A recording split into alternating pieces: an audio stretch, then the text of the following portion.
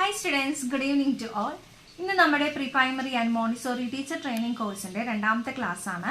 കഴിഞ്ഞ ക്ലാസ്സിൽ നമ്മൾ പറഞ്ഞത് എന്തുകൊണ്ടിട്ടാണ് ടീച്ചിങ് കോഴ്സ് ഇത്രയും പ്രൊഫഷണൽ ആയിട്ട് തിരഞ്ഞെടുക്കാനുള്ള കാരണങ്ങളെ കുറിച്ചാണ് നമ്മൾ കഴിഞ്ഞ ക്ലാസ്സിൽ പറഞ്ഞത്. ഇന്നത്തെ ക്ലാസ് ടോപ്പിക് എന്താണെന്നുള്ളതും അതിന്റെ വിശദീകരണവും നമുക്ക് നോക്കാം. അപ്പോൾ നമ്മുടെ ഇന്നത്തെ ക്ലാസ്സിൽ ടീച്ചർ എങ്ങനെയാണ്, ടീച്ചിങ് പ്രൊഫഷൻ എങ്ങനെയാണ് എന്നുള്ളത് പഠിച്ചു.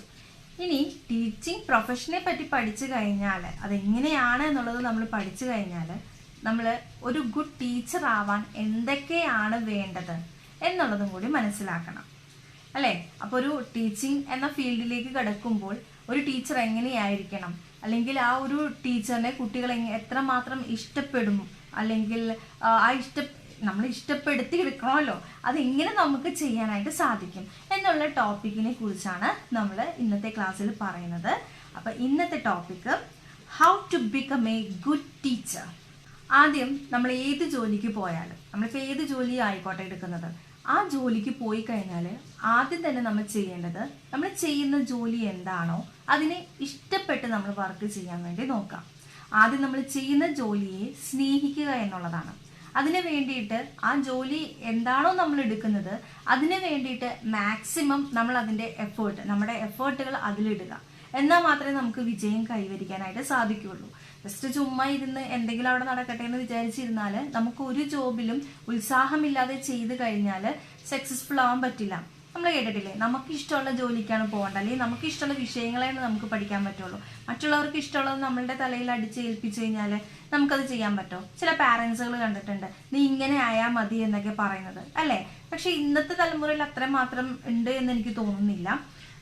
അപ്പോൾ അതൊക്കെ കുട്ടികളിലേക്ക് വിട്ടുകൊടുക്കുന്ന പാരൻസുകളാണ് ഇപ്പോൾ കൂടുതലും നമ്മൾ കാണുന്നത്.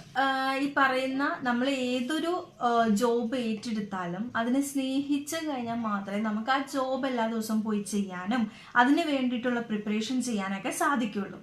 അപ്പം ഞാൻ ഈ പറഞ്ഞു വന്നത് നമ്മുടെ ഫസ്റ്റ് പോയിന്റ് തന്നെ ഇതാണ്. First point, passion for teaching. Passion for teaching. Love what you do. First of all, love what you do and show enthusiasm for your subject. നമ്മൾ ഏത് വിഷയത്തെ കുറിച്ചാണോ പഠിക്കുന്നത് അത് ആത്മാർത്ഥമായി നല്ല രീതിയിൽ തന്നെ നമ്മൾ ആ പഠനത്തെ മുന്നോട്ട് കൊണ്ടുപോകാൻ നോക്കാം. എന്നാൽ മാത്രമേ നമ്മൾ ചെയ്യുന്ന ആ ജോബിന്, അല്ലെങ്കിൽ നമ്മൾ എന്താണോ നമ്മൾ കൊടുക്കുന്നത്, നമ്മുടെ എഫേർട്ട് എന്താണോ നമ്മൾ കൊടുക്കുന്ന 100% കൊടുത്ത് നമ്മൾ ചെയ്യാന്ന് പറയും. നമ്മൾ ഏത് വിഷയത്തിനെ ആണെങ്കിലും നമ്മൾ ആ വിഷയത്തെ പറ്റി പഠിക്കാൻ വേണ്ടി, ഏതൊരു സബ്ജക്റ്റ് നമ്മൾ എടുത്താലും അതിനെപ്പറ്റി കൂടുതൽ അറിയാൻ വേണ്ടിയിട്ട്, അതിനെപ്പറ്റി പഠിക്കാൻ വേണ്ടിയിട്ട് നമ്മൾ ആദ്യം ശ്രമിക്കേണ്ടത്. അപ്പോൾ നമ്മൾ ആദ്യം അതിനെ സ്നേഹിക്കുക, അതിനുശേഷം ആ വിഷയത്തെ പറ്റി ഒരുപാട് അറിവ് നേടുക എന്നുള്ളതാണ് ഫസ്റ്റ് പോയിന്റ്. അപ്പോൾ ഒരു ഗുഡ് ടീച്ചർ ആവാൻ വേണ്ടിയിട്ട്, നമ്മളൊരു നല്ലൊരു ടീച്ചർ ആവാൻ വേണ്ടിയിട്ട് ആദ്യം നമുക്ക് വേണ്ടത് ആ ജോലിയോടുള്ള സ്നേഹമാണ്, പാഷനാണ് വേണ്ടത്. അപ്പോൾ പാഷൻ ഫോർ ടീച്ചിങ്, ഇതാണ് നമ്മുടെ ഫസ്റ്റ് പോയിന്റ്. ഇനി നമുക്ക് സെക്കൻഡ് പോയിന്റിലേക്ക് പോകാം. സെക്കൻഡ് പോയിന്റ് വന്നിട്ട് ഒന്ന് റീഡ് ചെയ്യട്ടോ. എന്താണ് second point? Empathy and patience. എന്താണ് എംപതി ആൻഡ് പേഷ്യൻസ് എന്ന് പറഞ്ഞാൽ? Understand and support your students' individual needs and challenges. Understand and support. ഒരു കുട്ടിയെ മനസ്സിലാക്കുകയും അവരുടെ ഇഷ്യൂസ് എന്താന്നുള്ളത് മനസ്സിലാക്കി അവരെ സപ്പോർട്ട് ചെയ്യുകയും ചെയ്യുക. മനസ്സിലായോ? സ്റ്റുഡൻറ്റിനെ മനസ്സിലാക്കുക, അവരുടെ ഇഷ്യൂസ് എന്താണെന്ന് മനസ്സിലാക്കുക, മാനസികമായിട്ടും നമ്മൾ അവരെ പിന്തുണയ്ക്കാൻ വേണ്ടി നോക്കാം. അതാണ് എംപതി ആൻഡ് പേഷ്യൻസ്. കുട്ടികൾ എന്താണോ പറയുന്നത് അത് സൈലന്റ് ആയിട്ട് നിന്ന് കേൾക്കാനായിട്ടുള്ള ക്ഷമ, അവരുടെ ഇഷ്യൂസ് എന്താണെന്ന് മനസ്സിലാക്കാനായിട്ടുള്ള ക്ഷമ. അപ്പൊ തന്റെ പ്രശ്നങ്ങളെ കേൾക്കാൻ, തന്നെ ഹെൽപ്പ് ചെയ്യാൻ തന്റെ കൂടെ തന്റെ ടീച്ചർ ഉണ്ട് എന്നുള്ള ചിന്താഗതി കുട്ടികളിലേക്ക് വരണം. അതിനാദ്യം വേണ്ടത് അവർ പറയുന്നത് കേൾക്കുക എന്നുള്ളതാണ്. അതിന് നമുക്ക് ക്ഷമ അത്യാവശ്യമാണ്. ഇനി നമുക്ക് തേർഡ് പോയിന്റിലേക്ക് പോകാം. Effective communication. Okay, effective communication അതായത് clearly convey ideas, listen, activity and provide constructive feedback. എന്താണോ നമ്മൾ ഉദ്ദേശിക്കുന്ന ആശയം അത് വ്യക്തമായിട്ട് സ്റ്റുഡൻസിലേക്ക് പ്രസൻറ്റ് ചെയ്യുക എന്നുള്ളത് ഇമ്പോർട്ടൻ്റ് ആണ്. ഓക്കെ, ആ കുട്ടികൾ പറയുന്ന പ്രശ്നങ്ങൾ എന്താണ്, അല്ലെങ്കിൽ അവർ കൊണ്ടുവരുന്ന ഐഡിയാസ് എന്താണ്, എന്തുമായിക്കോട്ടെ അവരെന്താണോ പറയുന്നത് അത് വ്യക്തമായിട്ട് നമ്മൾ കേൾക്കാൻ ശ്രമിക്കും. എനിക്കറിയാം ഇതിങ്ങനെയാണ് ചെയ്യേണ്ടത്, ഇതിങ്ങനെ തന്നെ ചെയ്യാൻ പാടുള്ളൂ, അങ്ങനെയല്ല. നമ്മൾ അവർ പറയുന്നത് എന്താണോ, കുഞ്ഞുമക്കളാണ്, അവരെന്താണോ പറയുന്നത് അവർ പറയുന്നത് കേട്ടിരിക്കുക, അതിൽ നമ്മൾ അക്സെപ്റ്റ് ചെയ്യാനുള്ളത് അക്സെപ്റ്റ് ചെയ്യുക. അപ്പോൾ അവർ പറയുന്ന കാര്യങ്ങൾ നമ്മൾ അവരെ എൻകറേജ് ചെയ്യുക, അവർ കൊടുക്കുന്ന അല്ലെങ്കിൽ ഓരോ വിദ്യാർത്ഥികളെ കുറിച്ച് നമ്മളിൽ ഒരു ഫീഡ്ബാക്ക് ഉണ്ടാക്കാൻ നോക്കുക. അതിനൊക്കെ ഏറ്റവും നല്ലത് കമ്മ്യൂണിക്കേഷനാണ്. അപ്പോൾ അതാണ് next third point, effective communication. Next one, lesson planning. Okay, lesson planning എന്താണ്? Lesson planning means prepare engaging well-structured lessons that cater to diverse learning styles. എന്താണ് ഉദ്ദേശിക്കുന്നത്? ഇനി third point, lesson planning. Read, prepare engaging well-structured lessons that cater to diverse learning styles. എന്താണത്? Lesson planning. നമ്മളൊരു പാഠം അല്ലെങ്കിൽ ഒരു വിഷയം എടുക്കുമ്പോൾ ഏതാണോ അതിൽ മെയിനായിട്ട് പറയുന്ന വിഷയം, അല്ലെങ്കിൽ ഒരു പാഠഭാഗത്തിൽ എന്തിനെ കുറിച്ചാണോ പറയുന്നത്, ആ സബ്ജക്റ്റിനെ പറ്റി നമ്മൾ കൂടുതൽ അറിവ് നേടാൻ നോക്കുക. അതുപോലെ അത് നമുക്ക് കുട്ടികളിലേക്ക് അവതരിപ്പിക്കുമ്പോൾ അവതരണ ശൈലി നമ്മൾ ആദ്യം മനസ്സിൽ കാണാം, ഒരു ഡെമോ നമ്മുടെ മനസ്സിൽ കാണാം. അവതരണ ശൈലി എങ്ങനെയായിരിക്കണം, കുട്ടികളെ എങ്ങനെ ആകർഷിപ്പിക്കണം, ഇതൊക്കെ നമ്മളുടെ ശൈലിയിൽ നിന്ന് കൊണ്ടുവരേണ്ടതാണ്. നമ്മളൊരു വിഷയം എടുക്കുമ്പോൾ ആ വിഷയം നമ്മൾ എപ്പോഴും കറക്റ്റ് പ്രോപ്പർ വേ തന്നെ കൊണ്ടുപോകാൻ നോക്കാം. അതായത് ഒരു വിഷയം ഇവിടുന്ന് സ്റ്റാർട്ട് ചെയ്യുകയാണെങ്കിൽ ഓടിപ്പോയിട്ട് ഇപ്പുറത്ത് നിൽക്കരുത്. ഓരോ സ്റ്റെപ്പ് ബൈ സ്റ്റെപ്പ് നമ്മൾ അതിനെ കൊണ്ടുപോകാൻ വേണ്ടി ശ്രമിക്കാം. അപ്പോൾ ഏത് വിഷയമാണോ നമ്മൾ എടുക്കുന്നത് ആ വിഷയത്തിന് കൃത്യമായിട്ടുള്ളൊരു ലെസൺ പ്ലാനിങ്, എന്തൊക്കെ കാര്യങ്ങൾ കുട്ടിയിലേക്ക് പറഞ്ഞു കൊടുക്കണം, നമ്മുടെ സ്റ്റുഡൻസിനേക്ക് എങ്ങനെയാണ് നമ്മൾ അവതരിപ്പിച്ച് കൊടുക്കേണ്ടത്, അവതരിപ്പിക്കുമ്പോൾ എന്തൊക്കെ സ്റ്റഡി മെറ്റീരിയൽസ് നമ്മുടെ കയ്യിൽ വേണം, ഈ ഒരു ഡീപ്പ് സ്റ്റഡിങ് പ്ലാനിങ് നമ്മുടെ കയ്യിലേക്കും കൂടി വേണം. ഓടിപ്പോയിട്ട് രാവിലെ പോയി കുട്ടികൾക്ക് ക്ലാസ് എടുത്ത് കൊടുക്കരുത്. നമ്മൾ തലേ ദിവസം എന്ത് ചെയ്യുക, പ്രിപ്പയർ ചെയ്യുക. ഇന്നതൊക്കെയാണ് പറയേണ്ടത്, ഇങ്ങനെ ഒരു സ്ട്രക്ചറിൽ വേണം പോകാനായിട്ട്, എന്തൊക്കെ ഐറ്റംസ് നമ്മുടെ കയ്യിൽ വേണം, അവരെ കാണിച്ചു കൊടുക്കാൻ ഇത്ര ഐറ്റംസ് ആണ് വേണ്ടത്, അല്ലെങ്കിൽ നമ്മളത് പ്രിപ്പയർ ചെയ്യണമെന്നുണ്ടെങ്കിൽ അത് നമ്മൾ പ്രിപ്പയർ ചെയ്ത് എടുക്കുക തന്നെ വേണം. ഓക്കെ, അപ്പോൾ ലെസൺ പ്ലാനിങ് മീൻസ് ചിട്ടപ്പെടുത്തിയ പാഠഭാഗങ്ങൾ തയ്യാറാക്കുക. അതാണ് ഒരു ഗുഡ് ടീച്ചറിന് വേണ്ട next point. Next one is read, continuous learning. എന്താ കണ്ടിന്യൂസ് ലേണിംഗ് എന്ന് ഉദ്ദേശിച്ചത്? Stay updated on new development in our subject area and teaching methods. നമ്മൾ പഠിച്ച കുറച്ച് വർഷങ്ങൾക്ക് മുമ്പാണെങ്കിൽ അത് കഴിഞ്ഞ് ഓരോ വർഷവും വരുന്തോറും പല അപ്ഡേഷൻസ് നമുക്ക് വരുന്നുണ്ട്. ടീച്ചിങ് സ്റ്റൈലുകൾ മാറുന്നുണ്ട്, പല മെത്തേഡുകൾ എക്യുപ്മെന്റ്സ് ആയിട്ടും ഒത്തിരി ഡെവലപ്മെന്റ് വരുന്നുണ്ട്. അതനുസരിച്ച് നമ്മളും നീങ്ങാൻ നോക്കാം. അപ്പം നമ്മൾ എപ്പോഴും സെർച്ചിങ്ങിലായിരിക്കാം, എന്തൊക്കെ മാറ്റങ്ങൾ വരുന്നുണ്ട്, പുതിയൊരു അക്കാഡമിക് ഇയർ വരുമ്പോൾ എന്തൊക്കെ മാറ്റങ്ങളാണ് അവിടെ സംഭവിക്കുന്നത്, കുട്ടികളിലേക്ക് പുതിയതായിട്ടുള്ള എന്തൊക്കെ കാര്യങ്ങൾ നമുക്ക് പറഞ്ഞു കൊടുക്കാൻ സാധിക്കും, അത് ഏതൊക്കെ രീതിയിലേക്ക് നമുക്ക് പറഞ്ഞു കൊടുക്കാൻ സാധിക്കും എന്നുള്ളതൊക്കെ. അപ്പോൾ ടീച്ചേഴ്സ് എപ്പോഴും അപ്ഡേറ്റഡ് ആയിരിക്കണം എന്നാണ് ഈ ഒരു കണ്ടിന്യൂസ് ലേണിംഗ് കൊണ്ട് ഉദ്ദേശിക്കുന്നത്. അപ്ഡേറ്റഡ് ആയിട്ടിരിക്കുക, എന്തൊക്കെ മാറ്റങ്ങൾ വരുന്നുണ്ട്, എന്തൊക്കെ കാര്യങ്ങൾ കുട്ടികളിലേക്ക് എത്തിക്കാനായിട്ട് സാധിക്കും, പുതിയ പുതിയ ടെക്നിക്കുകൾ എന്താണ്, ഡെവലപ്മെന്റ് അനുസരിച്ച് നമ്മൾ മാറാൻ നോക്കുക. അപ്പോൾ ലേണിംഗ്, തുടർ പഠനം, അത് കണ്ടിന്യൂസ് ആയിട്ട് നമ്മൾ പഠിച്ചുകൊണ്ടിരിക്കുകയാണ്. ഓരോ കാര്യങ്ങളും നമ്മുടെ ബ്രെയിൻ ഇങ്ങനെ വർക്ക് ചെയ്തുകൊണ്ടിരിക്കുകയാണ്. അതനുസരിച്ച് നമുക്ക് ഒരുപാട് അറിവുകൾ കിട്ടുന്നു, നല്ല ബുദ്ധിയിലേക്ക് നമ്മുടെ ചിന്തകളെ നയിക്കുന്നു. അപ്പോൾ ഇതൊക്കെ നമ്മൾ എപ്പോഴും സെർച്ച് ചെയ്തുകൊണ്ടിരിക്കാം.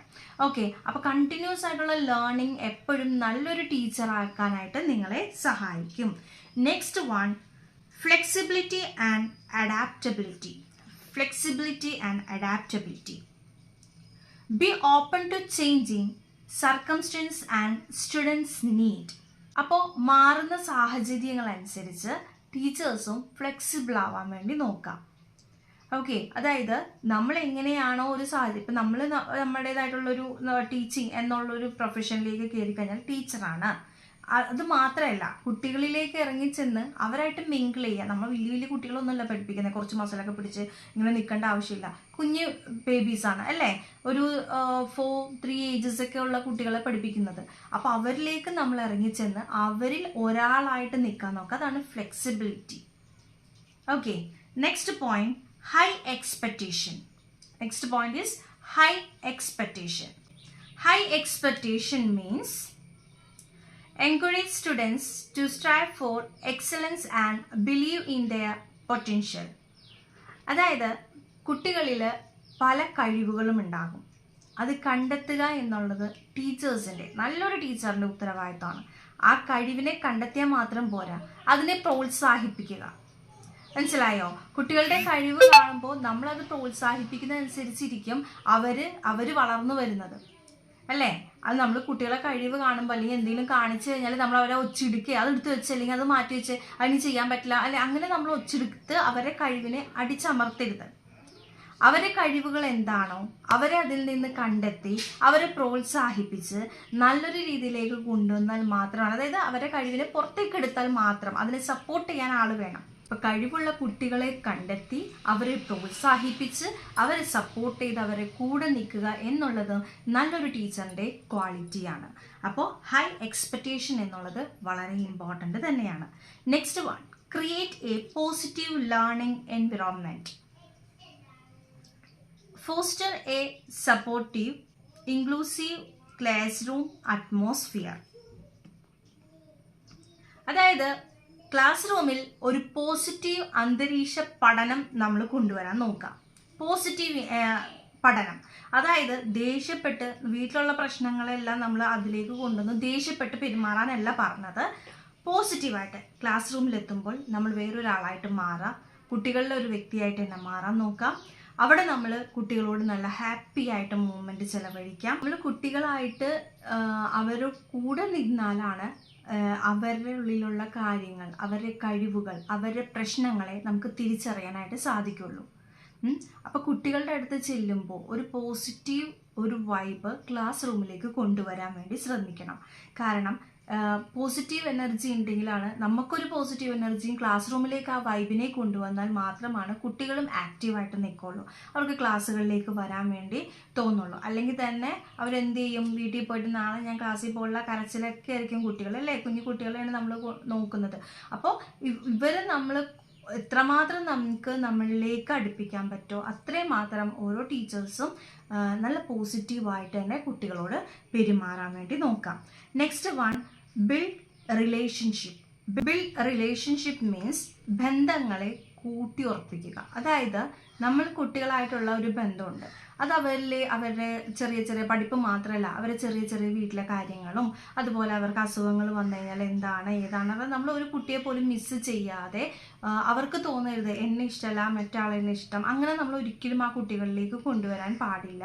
നമ്മളെല്ലാവരെയും ഒരുപോലെ തന്നെ കണ്ട് ആ കുട്ടികൾക്ക് എന്താണ് അവരുടെ ക്ഷേമങ്ങൾ എന്തൊക്കെയാണ് എന്നുള്ളത് നമ്മൾ മനസ്സിലാക്കി കുട്ടികളായിട്ട് മിങ്കിൾ ചെയ്ത് തന്നെ പോവുക. അതാണ് ബിൽഡ് റിലേഷൻഷിപ്സ് എന്ന് പറയുന്നത്. Next one, reflect and evaluate. 10th point ആണ് റിഫ്ലക്റ്റ് ആൻഡ് ഇവാലുവേറ്റ്. എന്താണ് reflect and evaluate? Continuously assess your teaching practices and make improvements.